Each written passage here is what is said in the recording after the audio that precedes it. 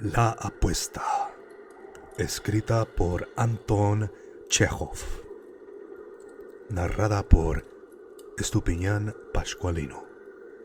Comencemos. ¡Tan, tan, tan!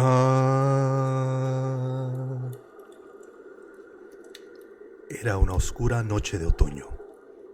El viejo banquero caminaba en su despacho, de un rincón a otro, recordando una recepción que había dado 15 años antes, en otoño. Asistieron a este reventón de toda madre muchas personas inteligentes. Presidente Trump, el Chavo del Ocho, Bad Bunny, y se oyeron conversaciones interesantes. Entre otros temas, se habló de la pena de muerte. La mayoría de los visitantes, entre los cuales hubo no pocos hombres de ciencia y periodistas, tenían al respeto una opinión negativa. Encontraban ese modo de castigo como anticuado, inservible para los países cristianos e inmoral. Algunos opinaban que la pena de muerte debería reemplazarse en todas partes por la reclusión perpetua. No estoy de acuerdo, dijo el dueño de la casa. No he probado la ejecución ni la reclusión perpetua, obviamente, pero si se puede juzgar antes de haberlo vivido, la pena de muerte, a mi juicio, es más moral y humana que la reclusión. La ejecución mata de golpe, mientras que la reclusión perpetua lo hace lentamente. ¿Cuál de los verdugos es más humano?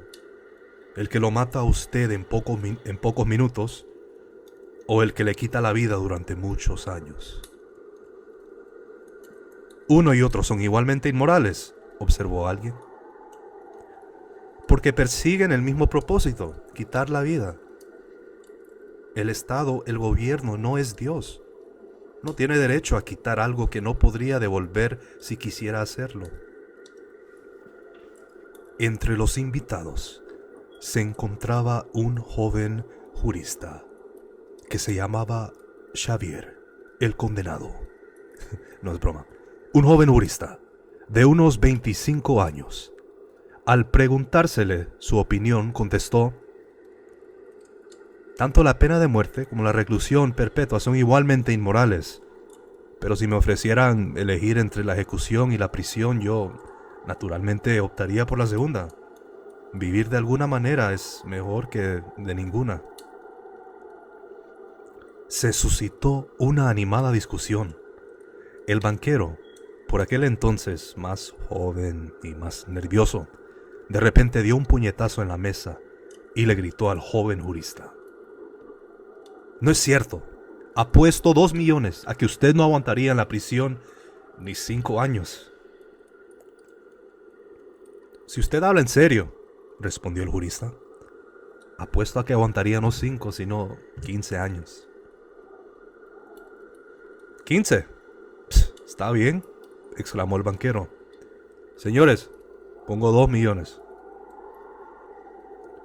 De acuerdo.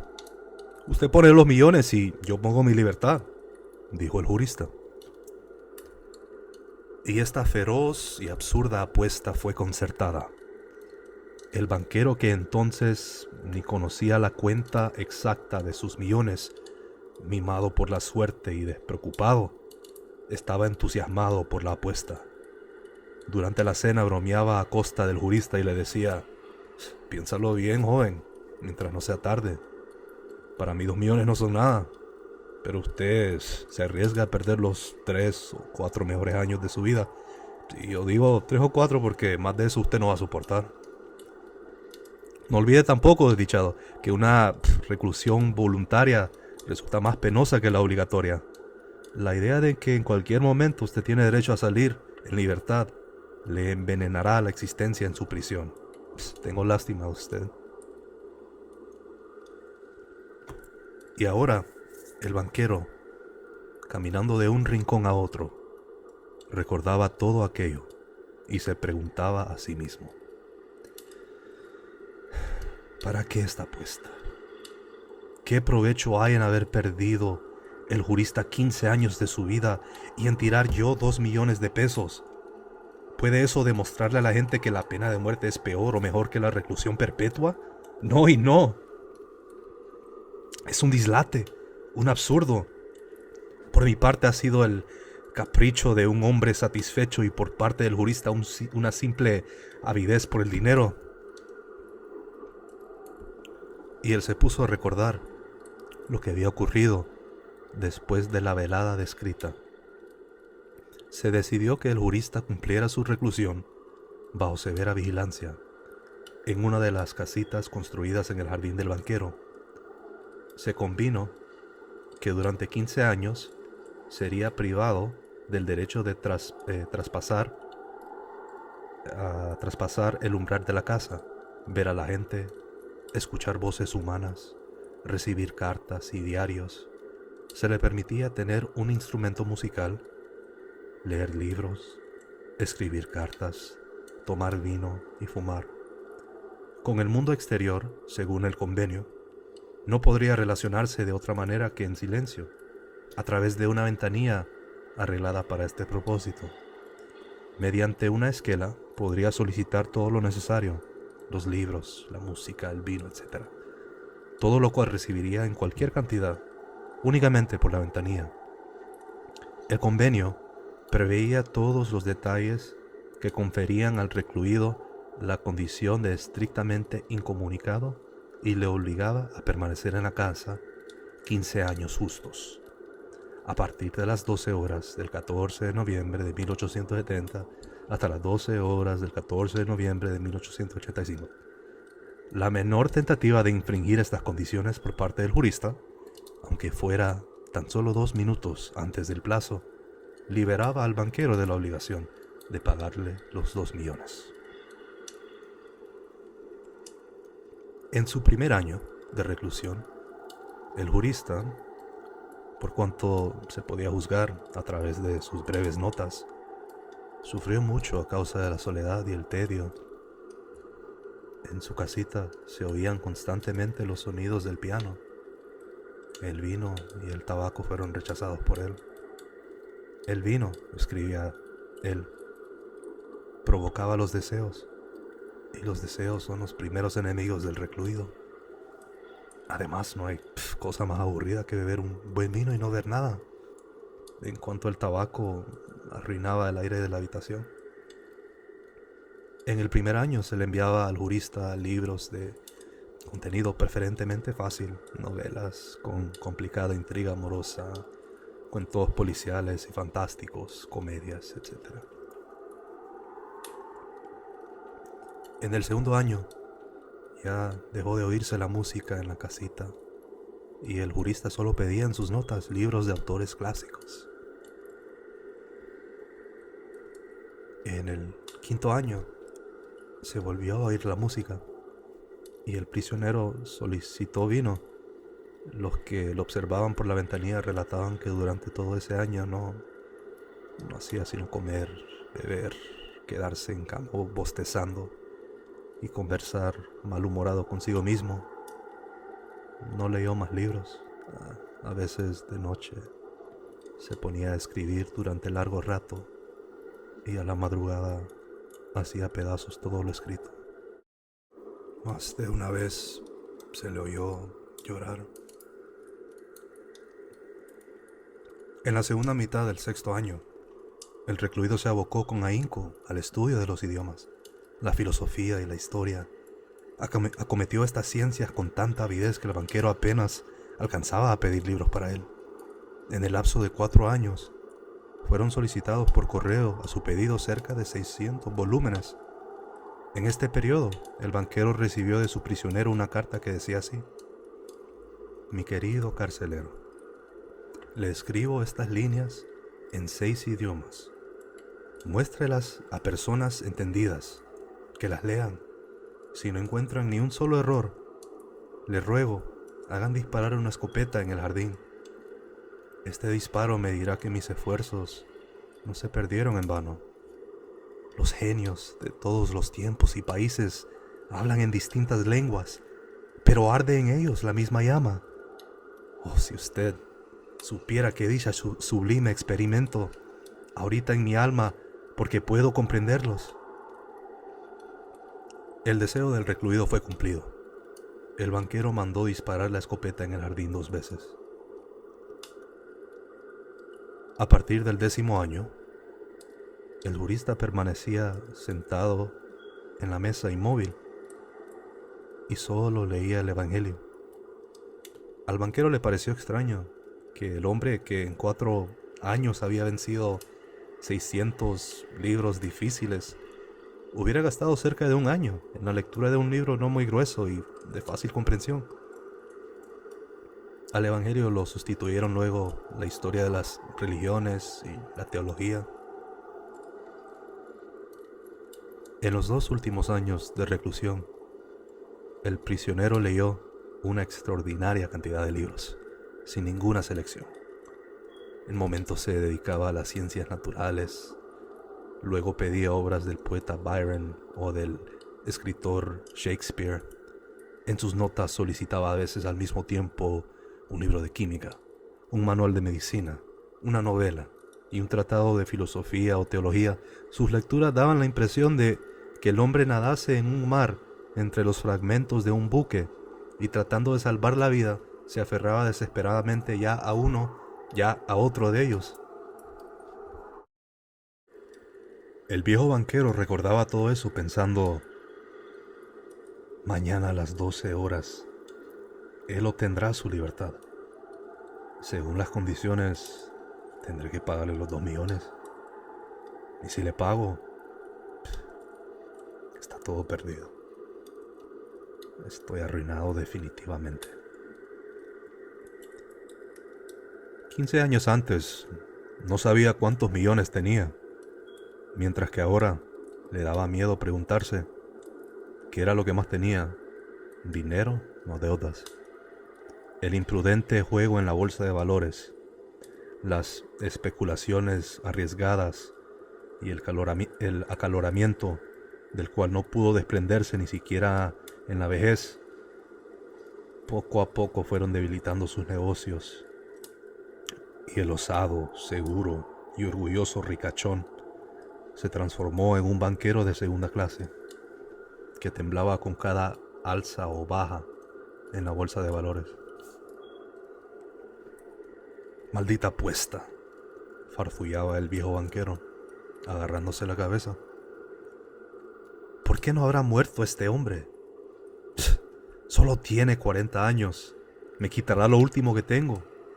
Se casará, disfrutará de la vida, jugará en la bolsa de valores y yo, como un mendigo, lo miraré con envidia y todos los días le oiré decir siempre lo mismo: le debo a usted la felicidad de mi vida, permítame que le ayude.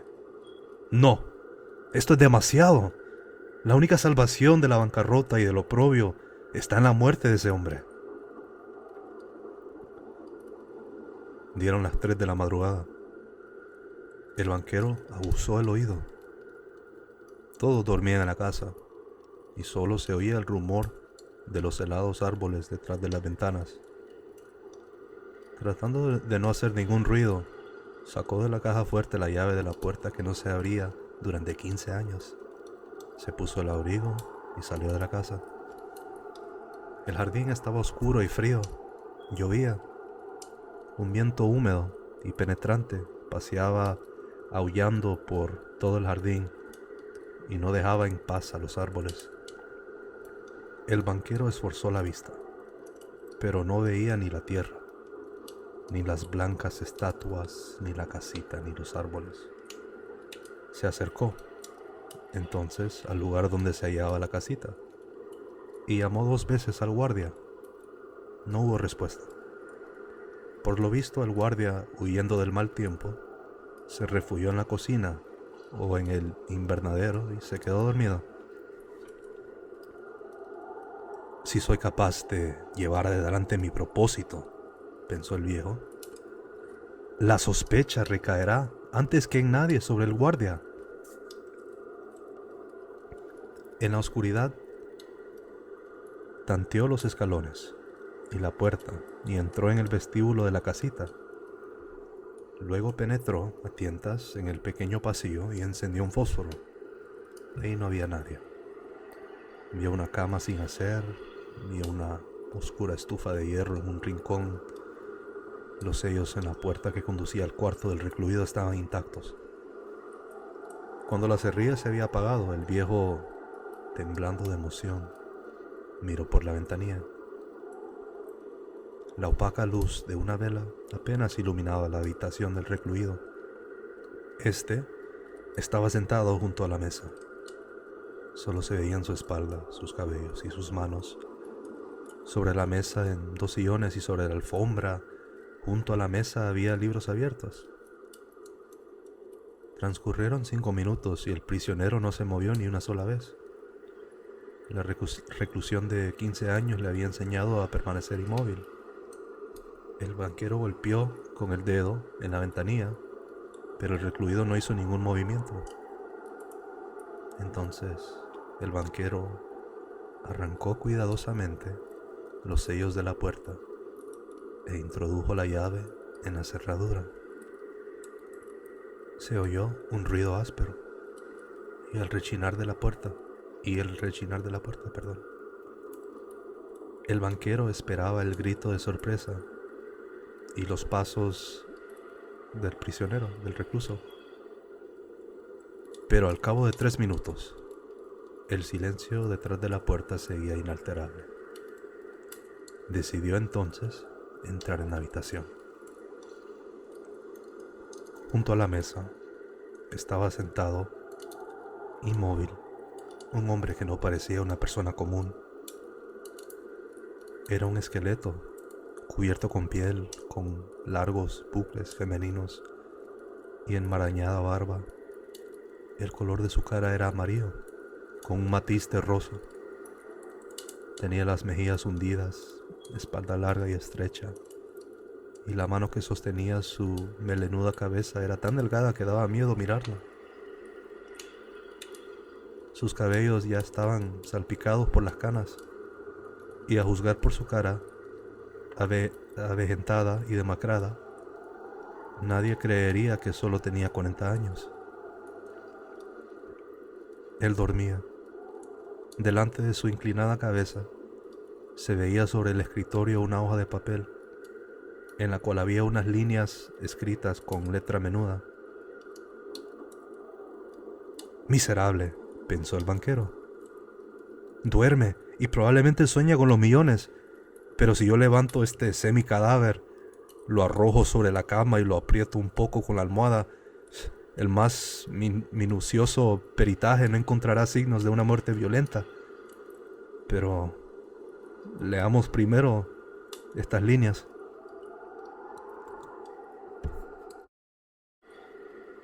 El banquero tomó la hoja y leyó lo siguiente. Mañana a las 12 horas del día, recupero la libertad y el derecho de comunicarme con la gente. Pero antes de abandonar esta habitación y ver el sol, considero necesario decirle algunas palabras.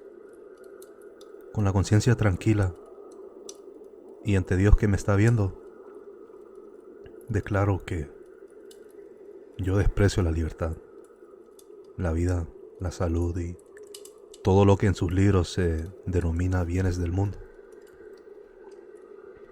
Durante 15 años estudié atentamente la vida terrenal. Es verdad, yo no veía la tierra ni la gente, pero en los libros bebía vinos aromáticos, cantaba canciones, en los bosques cazaba ciervos y jabalíes, amaba mujeres, bellezas, leves como una nube, creadas por la magia de sus poetas geniales.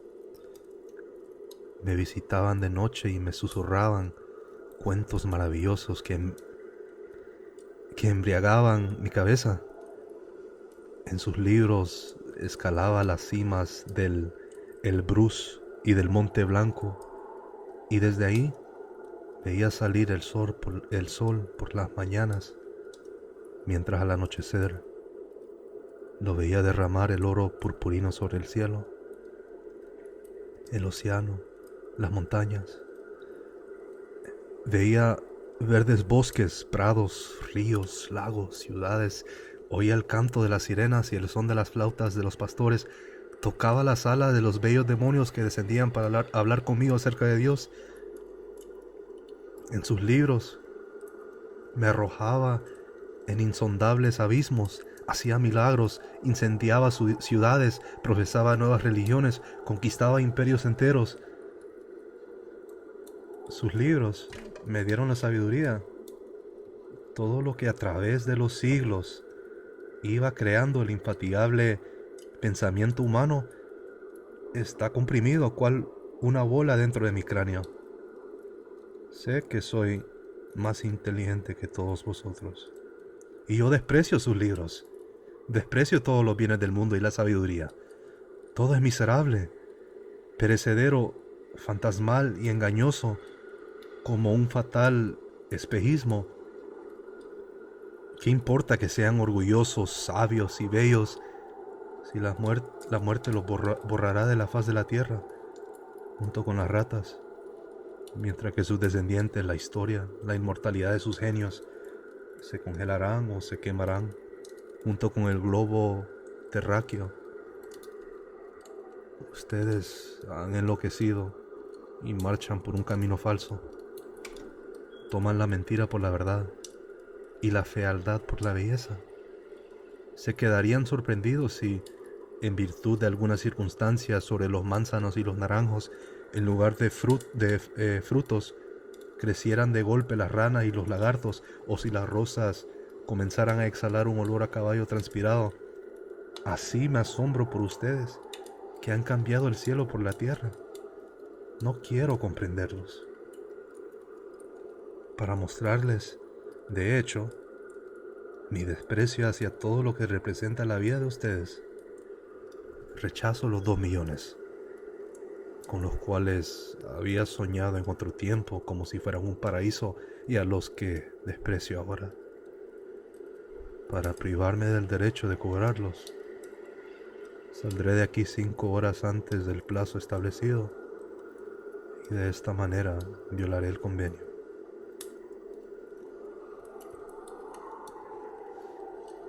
Después de leer la hoja, el banquero la puso sobre la mesa, besó al extraño hombre en la cabeza y salió de la casita llorando. En ningún momento en su vida, ni aún después de las fuertes pérdidas en la bolsa de valores, había sentido tanto desprecio por sí mismo como ahora. Al volver a su casa se acostó enseguida, pero la emoción y las lágrimas no lo dejaron dormir durante un buen rato.